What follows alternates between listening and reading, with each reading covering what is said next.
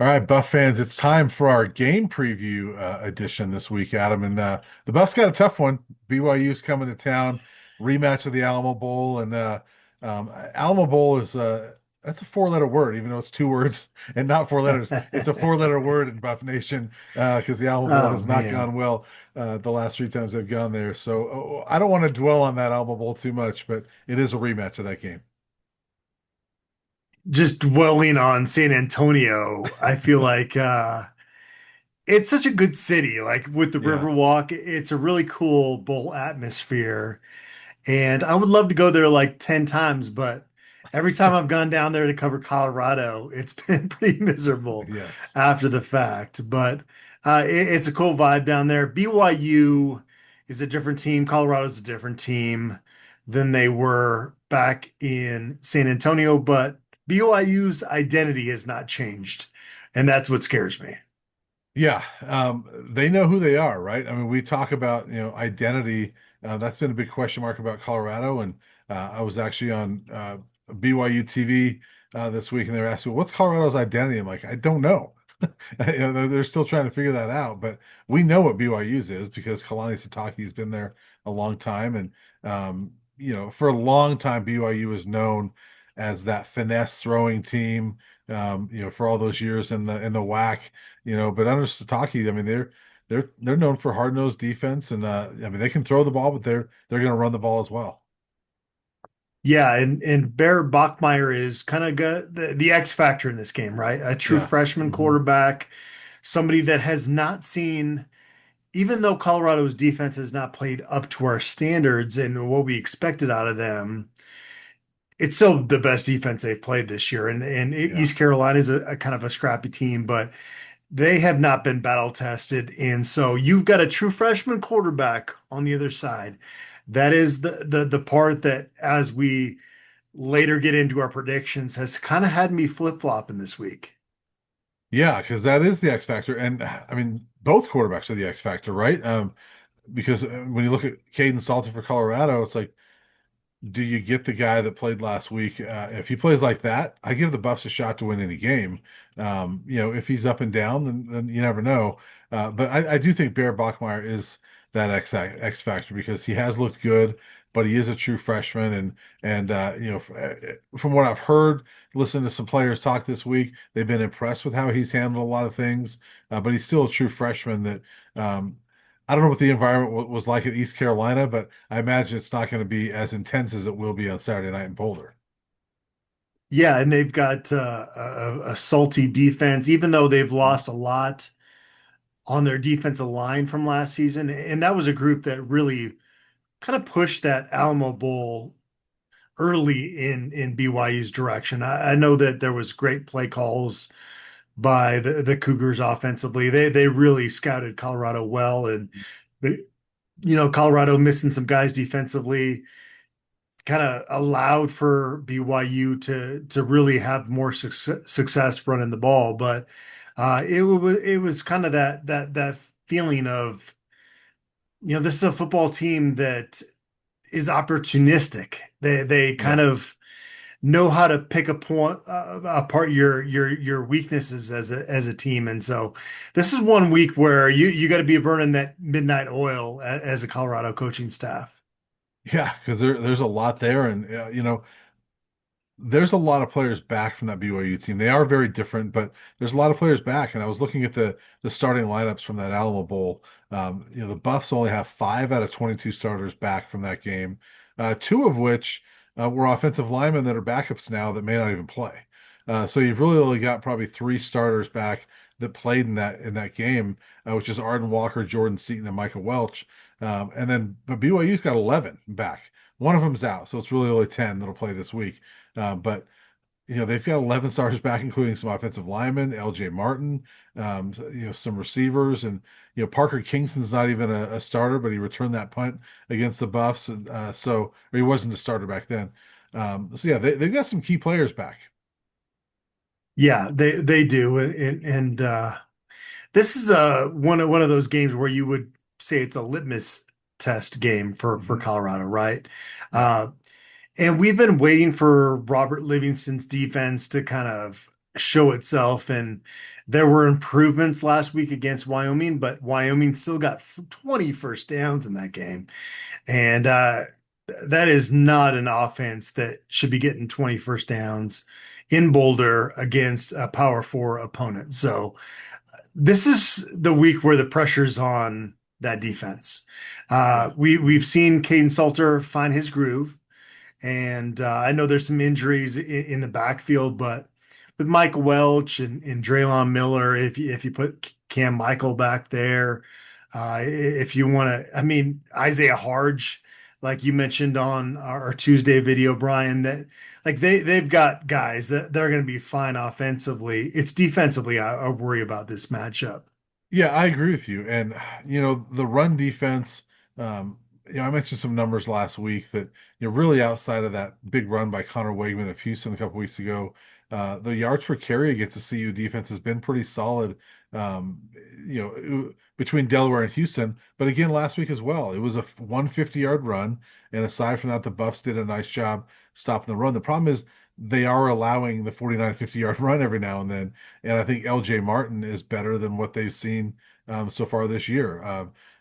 Haynes King maybe different. Georgia Tech had some good guys in the backfield, but LJ Martin's gonna be the best they've seen at least in the last several weeks.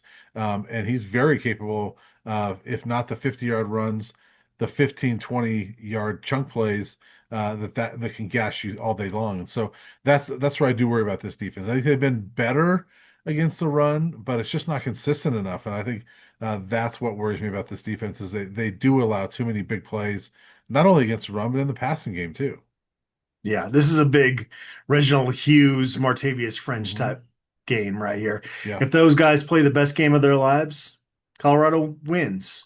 Well, Um, I think if those guys tackle like they did last week, I feel good about it. But both of them kind of struggled with their tackling earlier in the season. They were much better last week, but I think it's gonna be different against a BYU than it was against Wyoming. yeah, yeah, no question. It's going to be a tough matchup, and I'm looking forward to not the 8:15 p.m. kickoff, but just kind of the atmosphere at those night games at Folsom is pretty electric, and that could be a mitigating factor. We talked about Barry Bachmeyer being a freshman, maybe being an X factor in Colorado's favor. I think the Folsom Field crowd could be another X factor. Of course, they need those fans to stick around. Coach Prime's not as concerned about that as Mhm. some of us, but I definitely felt that way going down the steps with 5 minutes left in the game last weekend, getting to the post game press conference of seeing the student section clear it out and going, okay, you got to stick around this Yeah. week. Yeah. And if it's the type of football game I think it is, I think they will stick around because it'll be a close game in the fourth quarter. But there are definitely some X factors in this game. It might sound silly to say this, but I think Ralphie is a little bit of one in that. Uh, Yeah, I mean, honestly, like it was such a bad run that Ralphie Six had at the Alamo Bowl. It set a bad tone, right? And from what we saw Ralphie Seven last week, I mean, she brought energy to the stadium, and I only call it an X factor because that if she runs like that again this Saturday, it's going to heighten the energy in the stadium, which, maybe the players can feed off that a little bit early going. She obviously is not going to be able to make tackles, things like that. But I do think it's a small X factor that, may not have made a difference in the Alamo Bowl, but, I think it's an improvement, right? I think it adds to the atmosphere and puts the atmosphere in CU's favor. yeah. I think Coach Prime nailed it though. Like when he was like, we have no idea what's going on Right. with Ralphie. Like we're boxers in the corner, but for the crowd, like to your point, it kind of sets the tone. Yeah. And that was pretty electric last Saturday. Just seeing that, and it's one of those things that it's like the backbone of the football program, right? Mhm. And when it's not working well, there's maybe just some feelings that things are off around there. And now Right. they got that figured out, so they got that backbone back. Yeah, and I know she does run before they even get out there, but um, they can feel that energy from the crowd that's still there, right? And so, Yeah. but yeah, and you like the crowd being in it. And so, when Ralphie runs and gets them in it, that's a good thing for the Buffs. Yeah, no question. Who's going to run this Saturday for the Buffaloes? Is it Draylon Miller, Dallin Hayden, Cam Michael? Who leads the Buffs on Saturday night in rushing? Well, there's a few different answers on that. I think that Michael Welch is going to get the start again because he's been starting every game. Um, he's been pretty up and down with his results. He finished with, I think, 60 some yards the other day. 44 came on that long run in which he fumbled at the end of it. But he hasn't been super effective the last few games. But they like him and he's been pass blocking well. They started with a two-back set last week, if I remember right, didn't they? Yeah. Hmm. So I wouldn't be surprised to see that again. But I'm going to guess this is a Dallin Hayden breakout game. We saw a little bit of him last week, and it helped salt that game away a little bit. He had a couple nice runs. I'm going to guess he is the leading rusher, and I think that you were going to see a little bit of Draylon Miller and maybe other guys sprinkled in there as sort of some gimmick type things. But I'm going to go with Dallin Hayden. As far as running backs, it may be Caden Salter, but as far as running backs, I'm going to go Dallin Hayden. What do you think? No, I like that. I think Dallin Hayden was primed for a breakout this season. I Yeah. was very critical of him last year. He Hmm. was a guy that could just not make people miss in the open field. And the more digging you do throughout the offseason, you find out that high ankle sprain was really limiting him, and he had previous success at Ohio State. So this wasn't a guy coming out of high school that didn't have success at the college ranks before he got to Colorado. He did some things there in Columbus. So now that he's healthy-ish, it's like a hand injury that he had. Yeah. That I think he's going to be kind of their shining star on Saturday night. If I had to make a guess, I think that's a good prediction. Yeah, I still expect Caden Salter to have a good amount of rushing yards, and like I said, it may be him leading them in rushing, but I think this is a Dallin Hayden game. I just see that, but I also think it's going to be a Draylon Miller game. His time Yeah, is coming at some yeah. point, and you see when guys are down a little bit. Um, whether it's directed by Coach Prime or whoever, they try to get those guys involved and make sure they have big games. I think, and maybe BYU knows that, and they're not going to let them do it. But I think they're going to try to get Draylon Miller involved, whether it's as a runner, as a receiver. I think he has a big game this week. I think his skill set actually suits him better for running back. And so it's Yeah. going to be interesting to Hmm. see if he does get that shot on Saturday, how that kind of evolves going forward. He's a fine receiver, but his hands are not his best strength, right? Yeah. It's more kind of that short area stuff where he can, and he's a very physical guy. I, Yeah. I I think that's where he's best suited. I think both he and I think Cam Michael is a Wildcat quarterback option going forward would be his best role too. Yeah. That's just based on watching film from those guys, especially coming out of high school. Well, see, now you're starting to throw in some fun wrinkles because you're thinking Cam Michael is a Wildcat quarterback next with Draylon Miller lined up at running back. Yaya Atia is a tight end. You First know, play, let's go, let's let's go. go. But I will say, as you were talking about Draylon, he did start two games last year at running back. He only carried the ball a few times. I would not be surprised if they come out with something like that because, we talked about earlier this week. There were some hints that they've got some things for Draylon Miller because of the running back situation with injuries. I wouldn't be surprised if he's that starting running back on Saturday night. Yeah, no doubt. I think that's a position that can actually have some success. I know Yeah, BYU's defense is very physical, and they've done well against the run this season. But again, litmus test game. This is where you create that identity. We saw it last week with Caden Salter creating his role as the starting quarterback in this program. Now, how yeah. how can you follow that up? Defensively, I have no idea, Brian, and that's probably why, as we get into predictions, I might pick BYU, but it's going to be a really tough test on that side of the ball. Yeah, it really is. I mean, like I said, LJ Martin might be the best back they've seen.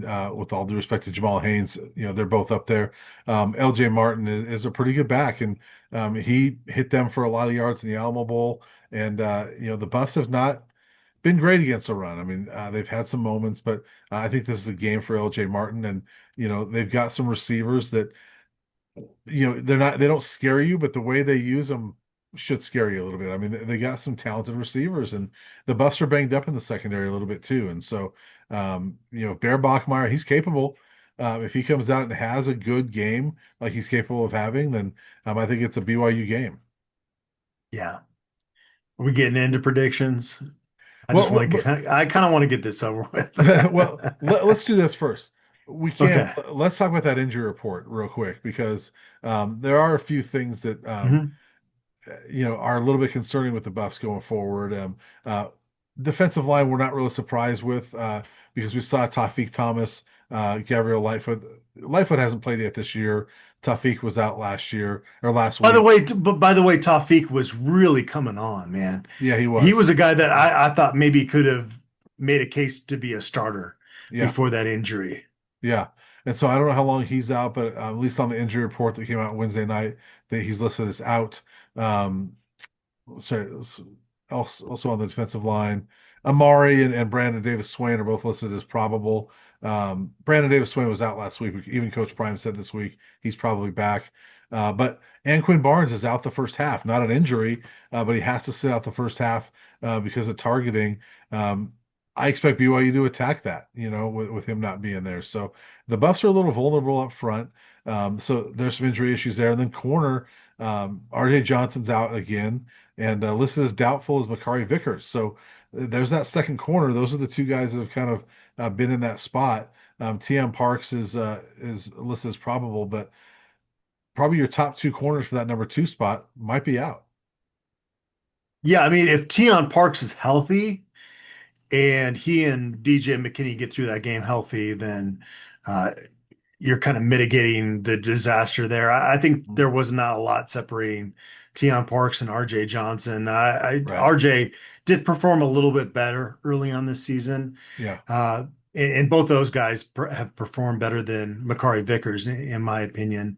Vickers is going to be fine, but he's pretty raw at this point. Yeah.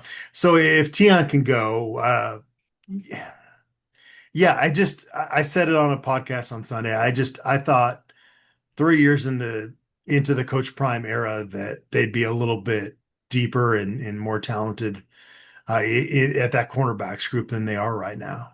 Yeah. Especially when it starts out, you bring Travis Hunter here and you sign Cormani McClain, you're the number one corner in the country coming out. And I know I don't want to go down a Cormani McClain rabbit hole, but it's more of like you were able to land the number one corner in the country recruit. They haven't really recruited that way to that position, to your point. So it's a little bit concerning in that regard. But other injuries, Adam, the Kalen Taylor, Simeon Price, both listed as out. The other one, Keaton Wade, is questionable. I didn't know there was any issue with him, but that'd be a big loss if he can't play.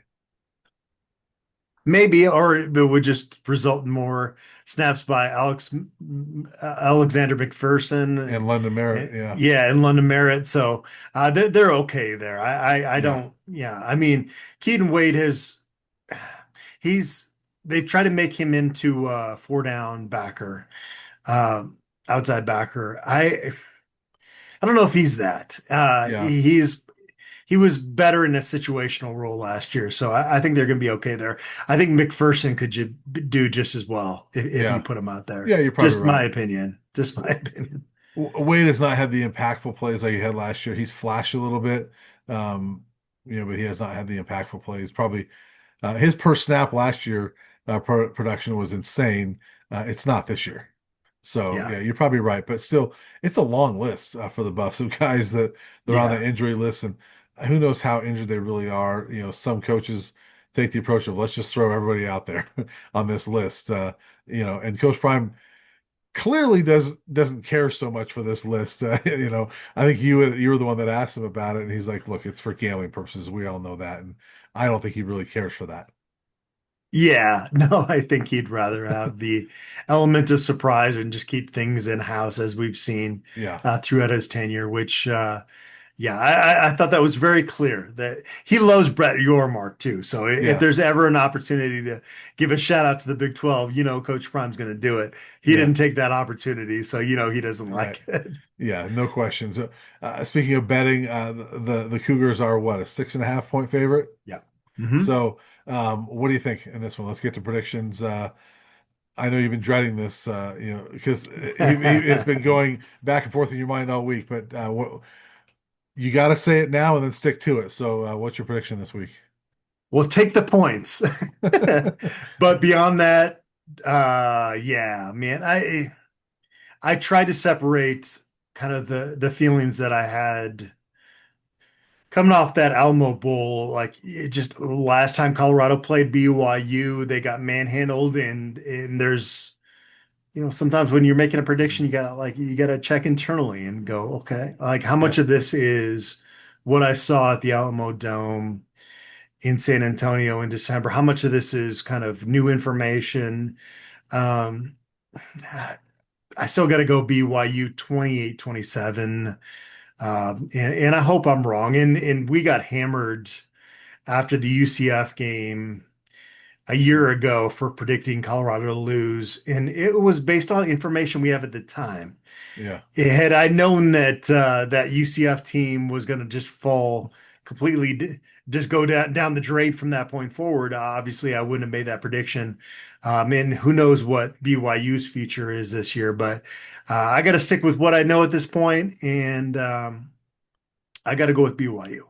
yeah. I'm the same way. I'm going with BYU. That UCF game is the one time since the start of last year I've picked against CU. I picked UCF in that game and was horribly wrong. And so maybe I'll be horribly wrong this time, but I am going Let's hope, BYU. man. Yeah, let's hope. Yeah, I mean, I want the Buffs to win. I'd rather cover a win than a loss. But if I'm going to look at it from an objective analyst view, I just think BYU is the better, more solidified football team. I think they're the more physical team, and the Buffs struggle with physicality. And these are the types of games the Buffs have not been able to win. I mean, even with Shador Sanders and Travis Hunter last year, they didn't win these types of games against really good physical football teams. You look at, K-State, Utah, BYU, even Kansas last year was really physical with them. They don't win these games. And so until I see otherwise, I can't pick the Buffs to beat a really physical team like this. And so, and Adam, they're 1-14 their last 15 games against top 25 teams. The only win would be in that game at TCU in the first game of the Prime era. So they struggled in games like this. And so I'm going to go BYU 30, Colorado 23. Yeah, it's more of a matchup issue than a talent issue, right? Yeah. I think if hmm you're going off talent, we would both probably pick Colorado to win, I would think. Yeah, I At think least I would. I think there's a lot of talent on this Colorado team that has not really proven itself yet. Whereas I think that what BYU has more proven, right? I think a guy like LJ Martin is an established running back. I think a couple of their receivers are established guys that we've seen. And, a couple of their guys on defense.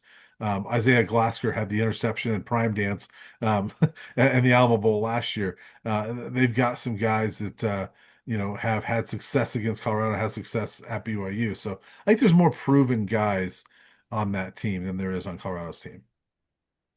Another 8:15 kick.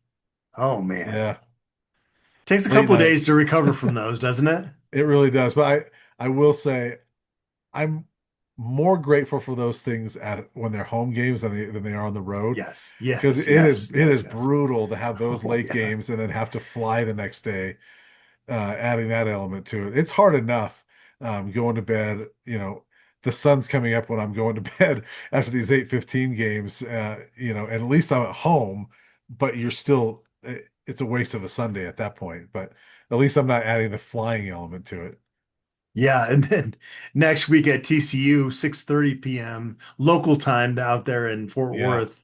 kickoff. That you're right though. That's even worse than the 8:15 back at home. Yeah, For being able to, you just love to be able to get in your own bed at some point, yeah. even if it's 7 a.m. in the morning. And at least next week is like it's a shorter flight, right?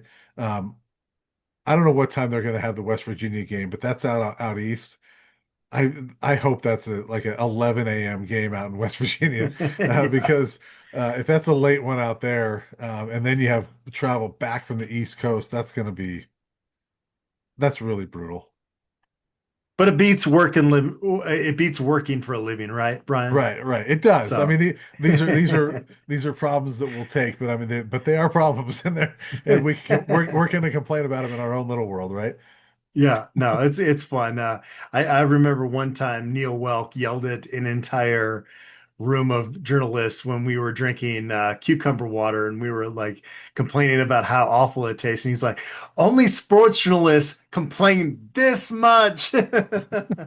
Yeah, but cucumber It water is was tr- terrible. it really is, but he was right though. Like Yeah, we should probably just sip it and keep our mouth shut. right. I will say one of the real quick, one other thing about this game that we didn't talk about. I think there's going to be a lot of blue in the stands, Adam. I don't know if it's going to be quite like a Nebraska game, but I do think there's going to be a lot of No blue. way. Come on. You're talking Nebraska level. Like I don't know if it'll. I said I don't know if it'll be what's the word on quite the that. street there? Like what are you thinking 20%? More. Really? Yeah, I bet there's the way I put it this. Did a video with Matt Smith earlier this week, and the thing about Nebraska, Rick George, he always had that thing, keep the red out when Nebraska would come here. Hmm. But it's really hard because that fan base is so diehard about their team, they're going to get tickets, right? They're going to figure out how to get in there. I think BYU is almost that same way. Their fans are pretty diehard, and I'm LDS, and I've got a lot of LDS friends that are huge BYU fans, and they are so excited for this game. BYU has not been to Boulder since 1981. They haven't played a game in this state since 2010. These fans are super excited. I can't tell you how many people have asked me if I have tickets for this game because like no, I don't have tickets for it. But there's gonna be a lot of blue, I think, in these stands. Okay. The gold and the blue are going to clash big time. That's going to be Yeah, interesting. It's going to be very clear. I'm not very good at looking at crowds and counting percentages and stuff, but I feel like Saturday might actually be kind of easy based on yeah, the color differences we're looking at. yeah. And I don't know if it'll be more than 20%. I just think it's gonna be a lot. I mean, Nebraska always felt like what, Yeah. 40%. Hmm. I don't think it's going to be that, but I'm going to guess, 25%, 30%. Okay. So, Wyoming was very quiet. mhm, They had a few moments. Their fans in the stands, which is what that would be northwest side of the stadium. yeah, Like they were very quiet. So it's going to be a little bit different. Yeah, I would they imagine didn't that have on much to cheer Saturday. for either. No, they didn't. But yeah. And and part of why I said, Kalani Sitake mentioned, he in his press conference this week, he thanked their fans for how well they traveled out to East Carolina. Well, it's not really having to travel because the church is all over the country, and so there's a huge LDS community in this state, and I think there'll be a lot. Like growing up, Adam, in Littleton, the only college football games I ever really went to were BYU Air Force games because they were in the WAC together, and every other year BYU would come to the Air Force Academy, and our church would get a huge block of tickets, and we'd go every other year, and so. I just think it's going to be a lot of blue, and the Buffs got to be ready for that. I don't think it's going to be anything like last week where it was very heavy towards the Buffs. It'll still be I heavy was towards go- the Buffs, but not the same. yeah, I couldn't wear a suit the last two games because of the temperature. I was going to wear a suit this Saturday, and I pulled out a suit and I looked at it and I was like, man, that's blue. I'm going to get roasted, just like Brian Howell got roasted on Wednesday for you wearing Utah State gear. So Yeah, at least it wasn't BYU. I put that back into the into the closet. And thanks for bringing that up again. I appreciate it. I mean, until you see my orange shirt and prove that it's red or it's not red, then I'm going to keep going for that. But Yeah, yeah, no. I need you to wear that to practice one day so I can see what it looks like in person. Okay, okay. Awesome, Adam. Well, anything else before we get out of here? Otherwise, I'll see you late Saturday night.